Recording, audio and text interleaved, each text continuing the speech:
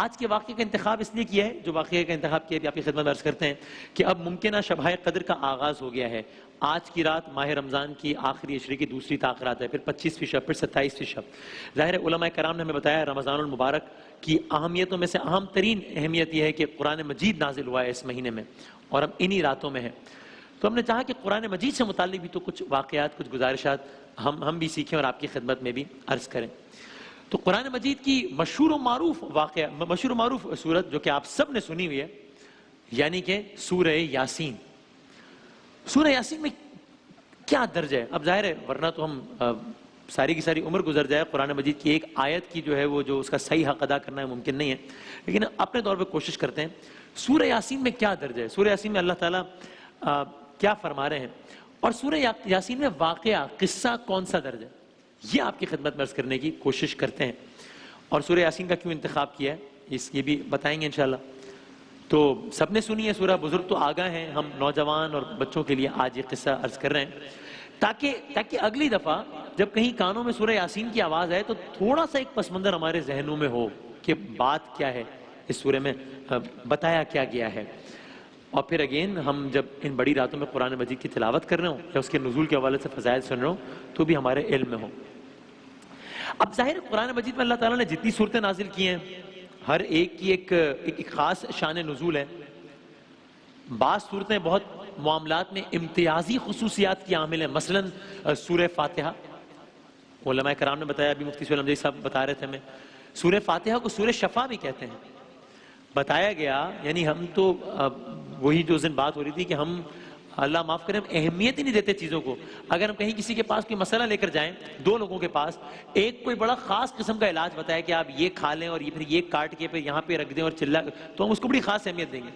اور دوسری طرف اگر کوئی ہمیں کہتے ہیں کہ ایسا کریے 3 مرتبہ سورہ الحمد پڑھ لیں تو ہم کہیں گے اچھا یہ تو بس ٹھیک ہے، بڑی سیدھی سی بات کر دی۔ ایسا ہے نہیں، حالانکہ دور رسالت میں سورہ فاتحہ سے سانپ کے کاٹے کا علاج کیا گیا دور رسالت میں۔ اسی انداز سے سورہ فلق اور سورہ ناس جادو، سحر، جنات وغیرہ سے پناہ کے لیے تیر با ہدف ہے سورہ فلق اور سورہ ناس، جو ہم نے علماء کرام سے سنا۔ سورہ رحمان قرآن مجید کی زینت کہا گیا۔ اب اس سورہ جس کی ہم آج عرض کر رہے ہیں اس کی اہمیت کیا ہے؟ بھائی اس کی فضیلت کے لیے تو اتنا ہی کہہ دینا کافی ہے کہ اسے سورہ یاسین کو قلب قرآن کہا گیا ہے۔ قلب قرآن، قرآن کا دل، اللہ اکبر۔ یعنی میں یوں کہہ دوں قلب مصطفیٰ پر نازل ہونے والی کتاب کا قلب ہے سورہ یاسین۔ سرکار دو عالم صلی اللہ علیہ وآلہ وسلم میں تو کتاب نازل ہوئی قرآن مجید، اس کتاب، اس قرآن کا دل کہا گیا سورہ یاسین۔ تو قرآن کریم کا یہ 36واں سورہ ہے اور 22ویں اور 23ویں پارے میں ہے۔ سرکار دو عالم صلی اللہ علیہ وآلہ وسلم شب ہجرت جب دشمنوں کے درمیان آیات قرآنی کی تلاوت کرتے ہوئے اس انداز سے گزر گئے کہ وہ دیکھ ہی نہ پائے، دشمن ان کو دیکھ ہی نہ پائے، تو وہ سورہ یاسین ہی کی آیات تھی۔ اس سورہ کی ابتدائی کچھ آیات سے تو ظاہر بچہ واقف ہے، آپ سب نے سنا، بسم اللہ الرحمن الرحیم، یاسین والقرآن الحکیم انک لمن المرسلین علی صراط مستقیم تنزیل العزیز الرحیم لتنذر قوم ما، تو یہ آپ سب سن چکے ہیں۔ تو واقعی کی طرف آنے سے پہلے ذرا ابتدائی آیات پہ غور کریں۔ یاسین، قسم ہے قرآن حکیم کی، والقرآن الحکیم انک لمن المرسلین، اے محمد صلی اللہ علیہ وآلہ وسلم آپ پیغمبروں میں سے ہیں۔ قسم ہے اس حکمت والی کتاب کی، قرآن حکیم کی، کہ اے محمد آپ پیغمبروں میں سے ہیں۔ یعنی ابتدا میں دیکھیے اللہ تعالیٰ اپنی کتاب میں اسی کتاب کی قسم کھا کر میرے مصطفیٰ کی بڑائی بیان فرما رہے ہیں۔ کیا کہنا ہے؟ اب آئیے اس واقعے کی طرف جو کہ سورہ یاسین میں درج ہے۔ اچھا اب ظاہر ہے کہ کوئی واقعہ اگر قرآن میں ہے تو یہی اس واقعے کے اہم ہونے کے لیے بہت کافی ہے کہ قرآن مجید میں اس واقعے کو اللہ تعالیٰ نے اتنا اہم جانا کہ قرآن مجید میں واقعہ بیان فرما دیا، اور پھر جو واقعہ قرآن کے دل میں ہو، سورہ یاسین میں ہو، کیا کہنا ہے؟ تو ذرا سنیے، سورہ یاسین کی آیت نمبر 13 اور 14 ہے۔ میں آیت نمبر 13 کا ترجمہ آپ کی خدمت میں عرض کرتا ہوں۔ فرمایا اے پیغمبر آپ ان کے سامنے ایک بستی والوں کی مثال پیش کریں جب ان کے پاس رسول آئے تھے۔ پھر اگلی آیت ہے اذ ارسلنا الیہم اثنین فکذبوہما فعززنا بثالث فقالوا انا الیکم مرسلون. اے پیغمبر آپ ان کے سامنے ایک بستی والوں کی مثال پیش کریں جب ان کے پاس رسول آئے تھے اس طرح کہ ہم نے دو رسولوں کو بھیجا تو ان لوگوں نے جھٹلا دیا، تو ہم نے ان کی مدد کو تیسرا رسول بھی بھیجا اور سب نے مل کر اعلان کیا کہ ہم سب تمہاری طرف بھیجے گئے. اب اس کی ڈیٹیل کیا ہے؟ روایات کے مطابق اللہ تعالیٰ نے انطاکیہ نامی ایک بستی ہے، انطاکیہ نامی بستی کے جانب اللہ تعالیٰ نے اپنے دو رسول بھیجے یا پیغام دینے والے بھیجے جنہوں نے اس بستی میں قیام کیا. دو رسول. اب یہ رسول کون ہیں؟ روایات میں اختلاف ہیں. بعض روایات کے مطابق ان کے نام صادق اور صدوق ہیں. ایک دوسری روایت کے مطابق کہ حضرت عیسیٰ کے دو حواری تھے، شمعون اور یوحنا. بہرحال ان دو رسولوں نے، ان دو پیغام دینے والوں نے اپنے رب کے حکم کے مطابق اس بستی میں آ کر قیام کیا اور توحید کی دعوت کا آغاز کیا. آپ نے بہت سارے واقعات میں بہت سارے انبیاء کے بارے میں سنا ہے کہ وہ آتے تھے بستی والوں کو دعوت دیتے تھے. اب آپ سورہ یاسین کے حوالے سنیے. قوم کیا کرتی تھی؟ قوم بت پرست تھی. ایک بادشاہ تھا، بادشاہ کا نام ملتا ہے انتیخش، اس طرح کا نام تھا انتیخش. اس بادشاہ نے وہاں مندروں کے پجاریوں کو بڑی بڑی جاگیریں عطا کی ہوئی تھی. ان کے ذریعے عوام کو ایسے توہمات میں مبتلا کیا ہوا تھا کہ جو عوام تھی وہ بادشاہ کو ہی ان دیوتاؤں کا زمین پر نمائندہ سمجھتی تھی. یعنی ابھی سمجھ لیجیے کہ بادشاہ اور اس کے پجاریوں کی اس پالیسی کے باعث عوام اپنے معبودوں کے خلاف کوئی بات سننے کو تیار ہی نہ تھے. شہر میں ہر جگہ بت پرستی ہو رہی تھی، مندریں قائم تھیں اور یہ سارا سلسلہ جاری تھا. دیوتاؤں کے نام پر دھوکہ دے کر بت خانوں میں لایا جاتا، چڑھاووں کے نام پر بھاری رقومات بٹوری جاتی، یہ سارا سلسلہ جاری تھا. اور وہ اس لیے جاری تھا کہ بادشاہ کے اپنے مفادات پورے ہو رہے تھے. کیا مفادات پورے ہو رہے تھے؟ ایک تو یہ کہ پجاری عوام کے دلوں میں دیوتاؤں کے نام پر بادشاہ کا خوف اور دہشت بٹھا دیتے ہیں، اور یہ سارا سلسلہ اسی انداز سے جاری تھا. آگے بڑھتے ہیں. تو انبیاء آئے، اللہ تعالیٰ کے حکم سے آئے، لیکن لوگوں کا کیا رد عمل تھا؟ جب ان انبیاء نے دعوت حق دی تو لوگوں کا کیا رد عمل تھا؟ قرآن مجید نے بتایا اور سورہ یاسین میں بتایا. فرمایا قالوا ما انتم الا بشر مثلنا. ان لوگوں نے کہا الا بشر مثلنا، تم سب ہمارے جیسے ہی بشر ہو، تم سب ہمارے جیسے ہی بشر ہو. آگے فرمایا وما انزل الرحمن من شیء، رحمان نے کسی شے کو نازل نہیں کیا. ان انتم الا تکذبون، تم کاذب ہو، تم جھوٹے ہو. لوگوں نے کہا تم ہمارے ہی جیسے بشر ہو اور اللہ تعالیٰ نے، رحمان نے کوئی کلام نازل نہیں کیا اور تم جھوٹ بولتے ہو. تو اب ان رسولوں نے یا ان پیغام دینے والوں نے کیا کہا؟ قالوا ربنا یعلم انا الیکم لمرسلون. ان رسولوں نے کہا پروردگار جانتا ہے کہ ہم تمہاری طرف بھیجے گئے ہیں. وما علینا الا البلاغ المبین. آپ سب کی سنی ہوئی آیت. ہماری ذمہ داری تو صرف واضح طور پر پیغام پہنچا دینا ہے.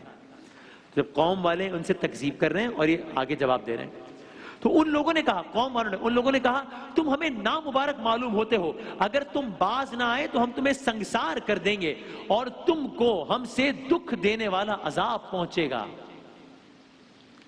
یعنی جب انبیاء آئے، پیغام پہنچایا تو لوگ نہ صرف جھٹلا رہے ہیں بلکہ تحقیر کر رہے ہیں، دھمکیاں دے رہے ہیں. اچھا یہ سارا معاملہ ایک طرف چل رہا ہے. اب آگے سنیے. گناہوں کے اس شہر میں ایک نیک دل انسان ہے، نام اس کا بتایا جاتا ہے حبیب نجار. حبیب نجار. نجار بڑھئی کو کہتے ہیں، کارپینٹر کہہ لیجیے آج کی زبان میں. وہ پیشے کے اعتبار سے وہ شخص کارپینٹر تھا، بڑھئی تھا، حبیب نجار. تو گناہوں کی اس شہر انطاکیہ سے وہ اس درجہ بیزار تھا، اپنے بستی والوں سے، قوم اتنا بیزار تھا کہ اس نے اس شہر میں قیام کرنے کے بجائے شہر سے بہت دور، شہر کے آخری سرے پر ایک گھر بنا کر وہاں پہ رہنا اس نے شروع کر دیا تھا. حبیب نجار جو بھی کماتا تھا اس میں سے زیادہ حصہ اللہ تعالیٰ کی راہ میں غریبوں پر خرچ کر دیتا تھا. اچھا اپنی قوم سے محبت بہت کرتا تھا. اس کا دل کڑتا تھا اس بات پہ کہ میری قوم والے، میرے بستی والے کیوں بہکے ہوئے ہیں، کیوں بھٹکے ہوئے ہیں، کیوں ایک اللہ کی عبادت نہیں کرتے ہیں، کیوں بتوں کی پوجا کرتے ہیں. یہ انہیں سمجھاتا بھی رہتا تھا کہ بادشاہ کی اور اس کی بتوں کی عبادت کرنا چھوڑ دو. اب جب یہ انبیاء آئے ہیں بستی میں تو اس شخص کو جس کا نام ہے حبیب نجار، اس کو اس کی اطلاع ملی کیا کیا حبیب نجار نے؟ سب کچھ چھوڑ چھاڑ کر سیدھا انبیاء کی طرف روانہ ہوا. انبیاء سے ملاقات کی، پیغام دینے والوں سے ملاقات کی، انبیاء کی دعوت سنی، انبیاء کی بات سنی. بات سن کر اس کو یقین ہو گیا کہ واقعاً یہی اللہ کے نبی ہیں. بس کیا کیا حبیب نجار نے؟ ان کے ہاتھ پر اپنے ایمان کی گواہی کا اعلان کیا. بستی پوری ڈوبی ہوئی ہے گناہوں میں، بت پرستی میں، اور یہ سارے معاملات چل رہے ہیں. ایک شخص حبیب نجار، اس کو انبیاء کے آنے کی اطلاع ملی اور اس نے اپنے ایمان کا اعلان کیا، گواہی دی. لیکن کمال یہ ہے کہ اس نے صرف اسی پر اکتفا نہیں کیا، بلکہ اس نے یہ فیصلہ کیا کہ میں بستی والوں کے پاس جا کر ان تک بھی انبیاء کا پیغام اور دعوت پہنچاؤں گا. ان کو بھی بتاؤں گا کہ دیکھو اب تو نبی آ گئے، اب تو پیغام دینے والے آ گئے ہیں، اب تو اگر کوئی شک ذہن میں تھا بھی تو دور ہو جانا چاہیے. اس نے یہ بات طے کی سورہ یاسین. اور اب یہ کوئی چھوٹی بات نہیں ہے، اس لیے کہ یہ شخص ان بستی والوں میں سے ہے.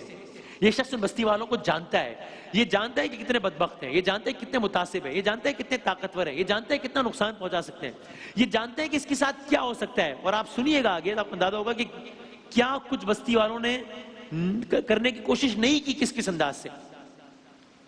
لیکن یہ اپنے ارادے پہ قائم رہا کہ میں جاؤں گا اور بستی والوں سے اس بارے میں بات کروں گا. اب اس نے کیا کیا؟ حبیب نجار انبیاء کرام سے بات کرنے کے بعد اپنے بستی والوں کے پاس آیا ہے. اس بارے میں پھر قرآن مجید نے فرمایا، پھر سورہ یاسین نے فرمایا، اس واقعے کو اس طرح بیان کیا. کیا کہا؟ فرمایا وَجَاءَ مِنْ أَقْصَى الْمَدِينَةِ رَجُلٌ يَسْعَى قَالَ يَا قَوْمِ اتَّبِعُوا الْمُرْسَلِينَ. اتنے میں ترجمہ، اتنے میں شہر کے دروازے سے، شہر کے دور دراز علاقے سے ایک شخص دوڑتا ہوا آیا. یہ حبیب نجار کی بات ہو رہی ہے. دور دراز علاقے سے ایک شخص دوڑتا ہوا آیا. اس نے کہا اے میری قوم کے لوگوں، ان رسولوں کا کہا مان لو، ان لوگوں کا کہنا مان لو جو تم سے کوئی اجرت بھی نہیں مانگ رہے اور وہ صحیح راستے پر ہیں. اور بھلا میں حبیب نجار کہہ رہے ہیں، بھلا میں اس ذات کی عبادت کیوں نہ کروں جس نے مجھے پیدا کیا ہے اور اسی کی طرف تم سب کو واپس بھیجا جائے گا. کیا میں اس کے علاوہ کسی دوسرے خدا کو اختیار کر لوں؟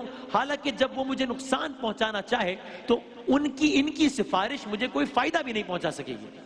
وہ نقصان پہنچانا چاہے تو ان کی سفارش مجھے کوئی فائدہ بھی نہیں پہنچا سکے گی. اور یہ سب ساری وہ آیت ہیں جو آپ لوگوں کی بہت سنی ہوئی ہے، جو مشہور و معروف آیات ہیں. مثلا میں ایک آیت سورہ یاسین کی 23ویں پارے کی پہلی آیت آپ سب کی سنی ہوئی ہے. اس میں فرمایا وَمَا لِيَا لَا أَعْبُدُ الَّذِي فَطَرَنِي وَإِلَيْهِ تُرْجَعُونَ، جس کا ترجمہ ہے کہ آخر کیوں نہ میں اس ہستی کی بندگی کروں جس نے مجھے پیدا کیا ہے اور جس کی طرف ہم سب کو پلٹ کر جانا ہے.